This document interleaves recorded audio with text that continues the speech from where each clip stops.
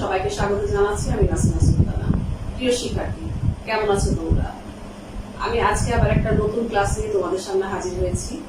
আজকে আমি পড়াবো তোমাদের গদ্যাংশ থেকে বিভূতিভূষণ বন্দ্যোপাধ্যায়ের লেখা আম আঁটির ভেপু গল্পটি।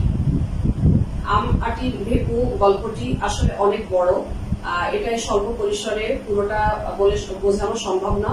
তবুও আমি এর বিষয়বস্তুটা আলোচনা করব, চরিত্রগুলো আলোচনা করব। তো তোমরা যদি বইটি সামনে খুলে রাখো তাহলে তোমাদের বুঝতে সুবিধা হবে। তো চলো আমরা সরাসরি ক্লাসে চলে যাই।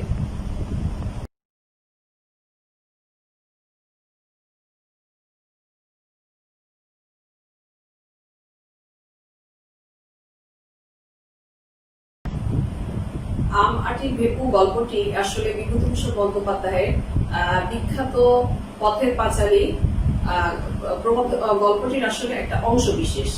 তো এই অংশে লেখক গ্রামীণ জীবনের একটা প্রতিচ্ছবি তুলে ধরেছেন, যেখানে অভাব, অনটন এবং দারিদ্রতার মধ্যে দিয়ে একটা সংসার, তার হরিহর তার সন্তানদের নিয়ে, তার স্ত্রীকে নিয়ে কিভাবে অভাব অনটনের মধ্যে তার সংসারটা চালায়, এবং এর মধ্যে সর্বজয়ের একটা মাতৃত্বের চিরন্তন রূপও ফুটে উঠেছে। এবং অপু এবং দুর্গার চরিত্রের মধ্য দিয়ে মানব জীবনের যে সোনালী সময়, শৈশব, সেই শৈশবের যে দুরন্তপনা, সেই সব স্মৃতিও তিনি তুলে ধরেছেন। এই গল্পের অনেকগুলো চরিত্র আছে, তার মধ্যে মূলত প্রধান চরিত্র চারটি। বাড়ির কর্তা হরিহর, তার স্ত্রী সর্বজয়া, 7-8 বছরের ছেলে অপু এবং 10-11 বছরের মেয়ে দুর্গা। আসলে লেখকের বর্ণনায় আমরা তাদের বাড়ির অবস্থাটা কেমন সেটা আমরা পড়ে একটু জানবো। এখানে লেখক বর্ণনা দিয়েছেন যে হরিহরের বাড়ির চারিদিকে ঘন জঙ্গল, বাড়িটি অনেকদিন হইলেও মেরামত করা হয়নি। সামনের দিকে রোয়াক ভাঙা, ফাটলে বনবিছুটির গাছ জন্মেছে, জানালা দরজার কপাট ভাঙা, নারকেলের দড়ি দিয়ে গড়াদের সাথে বাঁধা। সম্বল বলতে একটি দুধের গরু আছে। আর তারা খাবার বলতে সকালে যেটা পাই আমরা গল্পের মধ্যে দেখি যে কখনো চাল ভাজা, কখনো বা একটি ফলের টুকরা বা শশার টুকরা ইত্যাদি। আসলে লেখকের এই বর্ণনা থেকেই তাদের যে অবস্থা, তারা কতটা দরিদ্র সেটা আমরা সহজেই বুঝতে পারি। হরিহর এই গল্পের একটি অন্যতম প্রধান চরিত্র। হরিহর আসলে গ্রামের একজন দরিদ্র ব্রাহ্মণ। সে গ্রামের বিভিন্ন বাড়িতে পূজা অর্চনা করেই জীবিকা অর্জন করে, কিন্তু সেই জীবিকা, তার উপার্জন এতই অল্প যে এতে তার অভাব মেটে না। এই জন্য সে 8 টাকা বেতনে অন্নদা রায়ের বাড়িতে গোমস্তার কাজ করে, কিন্তু তাতেও তার অনটন মেটে না। এই জন্য সে একসময় সিদ্ধান্ত নেয় যে একজন নিচু জাতের সদ্গত জাত, তাদের বাড়িতে সে মন্ত্র দেবে। আসলে মন্ত্র দেওয়াটা কি, সে হচ্ছে ব্রাহ্মণ, উচ্চ শ্রেণীর, কিন্তু এই নিচু শ্রেণীর লোককে সাধারণত মন্ত্র এরা দেয় না, কিন্তু অভাবের তাড়নায় সেই সিদ্ধান্ত নিয়ে ফেলে। কিন্তু সে আক্ষেপ করে বলে একটা কথা যে আজকাল চাষাদের ঘরে লক্ষ্মী বাঁধা, ভদ্র লোকেরাই হয়ে পড়েছে হাবাতে। অর্থাৎ উঁচু জাতের ব্রাহ্মণ হয়েও তাদের অভাব অনটন কাটে না, কিন্তু নিচু জাতের লোকেরা এখন গৃহস্থ ধনী। অর্থাৎ এটা হরিহরের আক্ষেপের কথা। হরিহরের স্ত্রী হচ্ছে সর্বজয়া। সর্বজয়ার মধ্যে আমরা আসলে গ্রামীণ মায়ের যে একটা চিরন্তন রূপ, আমরা সেটাই দেখতে পাই। শত অভাব অনটনের মধ্যেও সে তার সন্তানদের শাসন করে, স্নেহ করে। ধার দেনা করে তার সংসার চালাতে হয়, ধার দেনা সময় মতো পরিশোধ করতে পারে না বলে তার প্রতিবেশীদের কাছ থেকে তাকে কটূক্তি সহ্য করতে হয়। অনেক অভাব অনটনের মধ্যেও সে তার সন্তানদের মুখে অন্ন তুলে দেওয়ার চেষ্টা করে। আসলে এই সর্বজয়ের মধ্যে দিয়েই আমরা একেবারে পল্লীর, গ্রামের দরিদ্র দুঃখী মায়ের একটা চিরন্তন রূপ খুঁজে পাই। এরপর আসি অপুর চরিত্রে। লেখক যেভাবে বর্ণনা করেছেন তাতে আমরা আন্দাজ করতে পারি যে অপু 7-8 বছরের একটি বালক হবে। সে তার দিদির খুবই অনুগত, তার দিদির সমস্ত কাজের উত্তরসঙ্গী।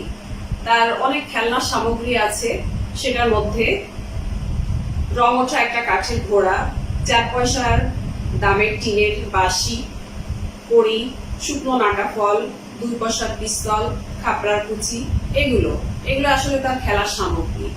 এই গুলোকে সে তার বাক্স থেকে বের করে, নাড়াচাড়া করে, দেখে, খেলা করে, আবার সে যখের ধনের মতো আগলে রাখে। এগুলো তার খুবই প্রিয় বস্তু। আসলে এই সমস্ত জিনিসের বর্ণনা থেকেও তাদের দরিদ্রতার চিহ্নটাও আমরা বেশ খানিকটা বুঝতে পারি। এরপরে আসি দুর্গার চরিত্রে। আসলে দুর্গাকে কেন্দ্র করেই গল্পটি আবর্তিত। দুর্গা লেখক যেভাবে বর্ণনা করেছেন আমি একটু পড়ছি। দুর্গার বয়স 10-11 বছর, হালকা পাতলা গড়ন, চাপা রং, হাতে কাচের চুড়ি, রুক্ষ চুল বাতাসে উঠছে, ময়লা শাড়ি, ডাগর ডাগর 2টি চোখ। দুর্গা আসলে খুবই চঞ্চল স্বভাবের। সে কখনোই ঘরে থাকতে চায় না। সারাদিন সে কারো আমতলা, কারো জামতলা, বনে জঙ্গলে সারাক্ষণ ঘুরে বেড়ায়, আম জাম কুড়িয়ে সে খায়। দুরন্ত দুর্গা কারো শাসনই মানে না। তার মায়ের চোখকে সে সবসময় চেষ্টা করে তার মায়ের চোখকে ফাঁকি দিয়ে কখন কোথায় যাবে এইভাবে। মা তাকে প্রায় বকাঝকা করে, কিন্তু মায়ের এই বকাঝকা, শাসন, আদর সবকিছু উপেক্ষা করেই সে তার নিজের মতোই থাকতে ভালোবাসে।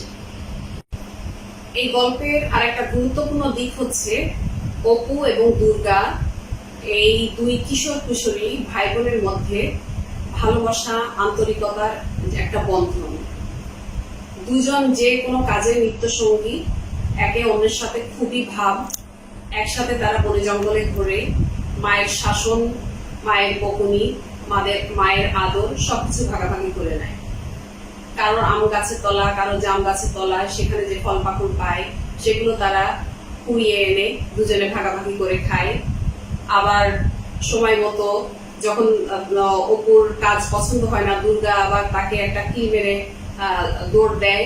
এই সব কিছুর মধ্য দিয়েই আসলে আমরা ভাই বোনের মধ্যে যে চিরায়ত শৈশব, সেটাই আমরা আমাদেরকে মনে করিয়ে দেয়।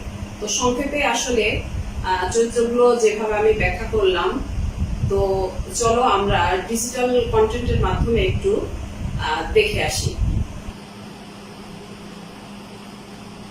আমরা লেখক পরিচিতিটা একটু দেখে নিই। লেখক বিভূতিভূষণ বন্দ্যোপাধ্যায়। উনি জন্মগ্রহণ করেছিলেন 1894 সালে মুরারিপুর গ্রামে। ম্যাট্রিক পাশ করেছিলেন 1914 সালে। আইএ থেকে বিএ ডিগ্রি করেছেন রিপন কলেজ থেকে। আসলে তার লেখার বৈশিষ্ট্য যেটা, এটাই প্রধান, সেটা হচ্ছে গ্রাম বাংলার মানুষের জীবনযাপন এবং প্রাকৃতিক সৌন্দর্য। আর তিনি ইচ্ছামতি উপন্যাসের জন্য রবীন্দ্র পুরস্কার পেয়েছেন। তার বিখ্যাত উপন্যাস হচ্ছে ইচ্ছামতি। আর মৃত্যুবরণ করেছেন তিনি 1950 সালের 1 সেপ্টেম্বর। বিভূতিভূষণ বন্দ্যোপাধ্যায়ের বিখ্যাত বইগুলির এখানে নাম দেয়া আছে। পথের পাঁচালী, যেটার এই পথের পাঁচালীরই অংশবিশেষ আসলে আমাটির ভেবু গল্পটি। অপরাজিত, ইচ্ছামতি, মেঘমল্লার আরণ্যক, দৃষ্টিপ্রদীপ, এগুলো হচ্ছে বিভূতিভূষণ বন্দ্যোপাধ্যায়ের বিখ্যাত গ্রন্থ। এই স্লাইডে আসলে কিছু প্রতীকী ছবির মাধ্যমে আমি অপুর বিভিন্ন ভঙ্গি দেখানোর চেষ্টা করছি। কিছু প্রতীকী ছবি অপুর বিভিন্ন ভঙ্গি দেখা যাচ্ছে। এতে অপু যে খুবই একটি দুষ্টু প্রকৃতির বালক ছিল সেটা সহজেই বোঝা যায়।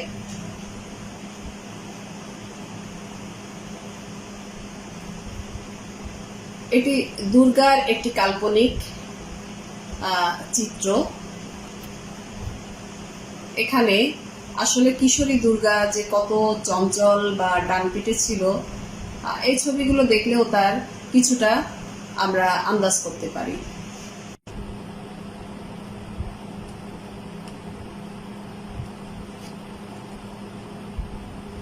লেখক যেমন বর্ণনা দিয়েছেন তার গল্পে, যে তাদের দারিদ্র্যের চিহ্ন, তাদের শত ছিন্ন কুটির, এই ছবিগুলো দেখলে আসলে তাদের দারিদ্রতার চিহ্নটি বোঝা যায়।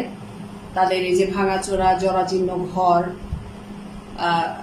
এখানে ফুটে উঠেছে, ভাঙা গড়া বা এই যে দৃশ্যগুলো, এগুলো দেখলেই আমরা গল্পের সাথে কিছুটা সামঞ্জস্য খুঁজে পাই।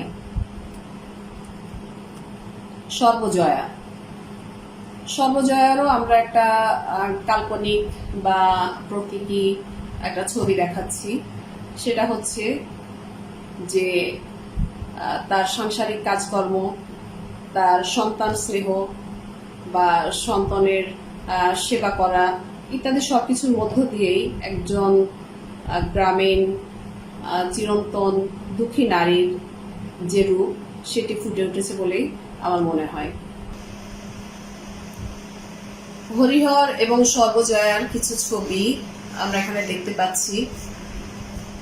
সর্বজয়ার এই যে ছিন্ন শাড়ি বা তাদের এই যে দৃশ্যগুলো, এগুলো দেখলেও তাদের অভাবের চিত্রটাই ফুটে ওঠে। এ পাশে যে সর্বজয়ার কান্নার একটি ছবি দেখা যাচ্ছে। আসলে এই অংশটি এই গল্পের মধ্যে নেই, কারণ আমি প্রথমেই বলেছি যে এটা পথের পাঁচালী উপন্যাসের একটা অংশ বিশেষ। পথের পাঁচালী উপন্যাসে যেটা হয় যে উপন্যাসের শেষে দুর্গার মৃত্যু হয়, তার বাবা সেটা জানতে পারে না এবং দুর্গার জন্য যে একটা নতুন শাড়ি কিনে নিয়ে আসে সেটা দেখেই তার মা সর্বজয়া কান্নায় ভেঙে পড়ে। তো যাই হোক, আসলে আমরা এই সব কিছুর মধ্য দিয়েই আমরা হরিহর এবং সর্বজয়ার যে দারিদ্র্যের চিহ্ন সেটা আমরা সহজেই বুঝতে পারি।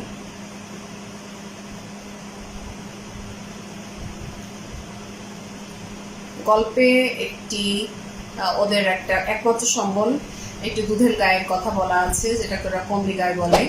আর স্বর্ণ গোয়ালিনী একটা মেয়ে, সে প্রতিদিন এসে তাদের ওই দুধের গায়ে দুধ দহন করে দিয়ে যেত। এরকম একটি চিত্র এখানে দেখা যাচ্ছে।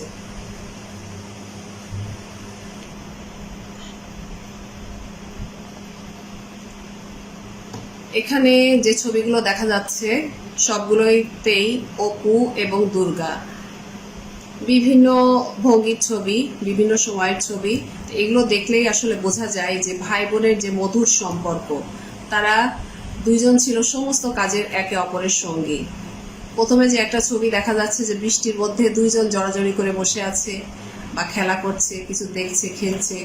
আসলে এটাই এই কিশোরী বয়সের যে ভাই বোনের মধুর সম্পর্ক, এই গল্পের একটা খুবই গুরুত্বপূর্ণ একটা বিষয়।